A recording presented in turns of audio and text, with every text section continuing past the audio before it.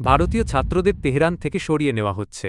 Donald Trump Tehran খালি করার হুঁশিয়ারি দেওয়ার পর জরুরি ভিত্তিতে এ পদক্ষেপ নেয় ভারত। অপরদিকে ইরানি ইসরায়েলের অব্যাহত হামলায় ঝুঁকিতে পড়েছে ইরানের রাজধানী তেহরানে অবস্থিত বাংলাদেশ দূতাবাস ভবন।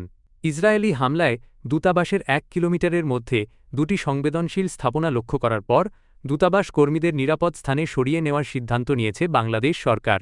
আল জাজিরাকে ভারতের পররাষ্ট্র মন্ত্রণালয় জানিয়েছে, ইরান ইসরায়েল সংঘাতের কারণে সম্ভাব্য বিপদ আমলে নিয়ে তাদের নাগরিকদের সুরক্ষায় দূতাবাস কাজ করছে। ছাত্র ছাড়া যারা পরিবহনের ক্ষেত্রে স্বয়ংসম্পূর্ণ তাদেরও সরে যাওয়ার পরামর্শ দেওয়া হয়েছে। এছাড়া কিছু ভারতীয়কে আর্মেনিয়া সীমান্ত দিয়ে ইরান ত্যাগ করতে সহায়তা করা হয়েছে। পররাষ্ট্র মন্ত্রণালয় ইরানে কতজন ভারতীয় আক্রান্ত হয়েছে তা বিস্তারিত জানায়নি। গত বছরের সরকারি তথ্য অনুযায়ী প্রায় ১০,০০০ ভারতীয় সেখানে রয়েছে। ভারতীয় পররাষ্ট্র মন্ত্রণালয়ের সতর্কতা মার্কিন প্রেসিডেন্ট ডোনাল্ড ট্রাম্পের বক্তব্যের পরে এসেছে।